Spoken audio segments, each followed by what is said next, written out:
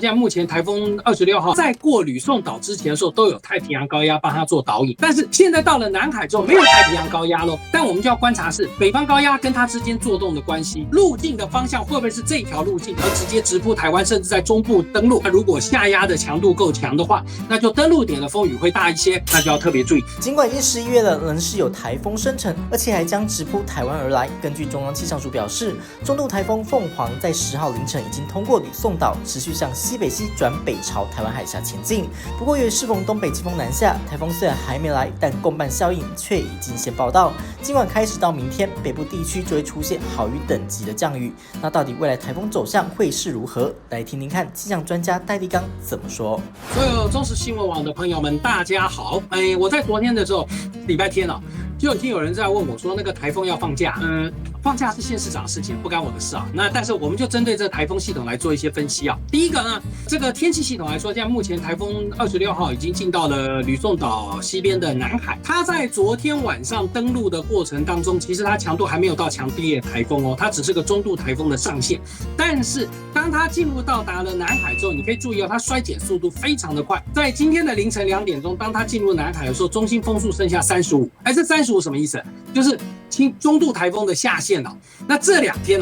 就在今天礼拜1到明天礼拜2。这2天移动速度非常的缓慢，为什么缓慢？缺乏导引流啊，再加上更重要是我们台湾上空现在这个时候的强东北季风的进来，所以呢，这台风系统它在未来往北走，只要过了北纬20度之后，它的强度的部分没有在增长的空间，而只有在衰败的空间，会随着它越往北走，强度的部分快速的减弱。为什么？因为我们附近这个环境场是一个东北季风的环境场。我以前气象就跟大家讲到秋台南估，那以这个台风为例的话，它在过吕宋岛之前的时候都有太平洋高压帮它做导引，但是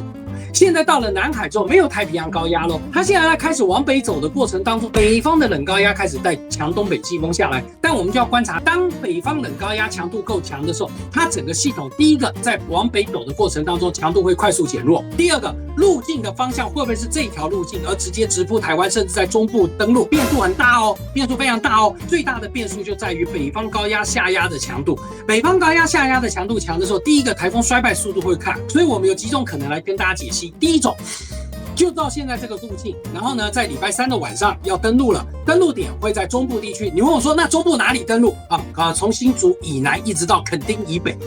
怎么落差这么大？对，没错，就落差这么大。第二个呢，在它登陆的前后的时候，它的强度就会大概在中度到轻度台风，甚至从轻度变成低压。你问我说为什么会这么大落差？因为我们这个附近的环境场的温度并不利于它的发展，所以呢，它在往北，在礼拜3的晚上要进入陆地的过程当中的时候，它又会受到地形的破坏，所以这个强度会非常快的减弱。当它到礼拜4的清晨已经到宜兰的东方的外海的时候，这个时候呢，它就已经是轻度台风下线，甚至可能已经变成一个低气压了。所以呢，当它在进来的过程当中，有可能就飘在我们台湾这块岛上面，因为最重要，我们附近的环境场并不利于它的发展这是第一种可能。第二种可能性呢，北方的冷高压如果下压的强度够强的话，那这个系统就是热咖啡倒冷水进去，冷水倒太多，咖啡会怎么样？会冷掉啊。那所以这个系统呢，可能就在我们东沙岛东边海面就飘掉那就根本连上都上不来。第三种可能性呢，因为冷高压的影响，它在今天到明天，我们要看它路径是不是很顺利上来，没有顺利上来，甚至跑一遍打转，直接再往偏西南方撇下去，都有可能性的存在。那这个变数来说，在目前的数值模式预报上面是偏几率小一点的，因为比较有大的几率是到达了垦丁附近海域之后，整个往南又飘下去这是有比较大的可能性会有这样的状况出现。而且更重要一点，这个系统在上来的过程当中的时候，它只要过北纬20度以后，发展是对它非常非常的不利。当在礼拜3晚上它中心登陆的时候，那就登陆点的风雨会大一些。那东半部地区呢，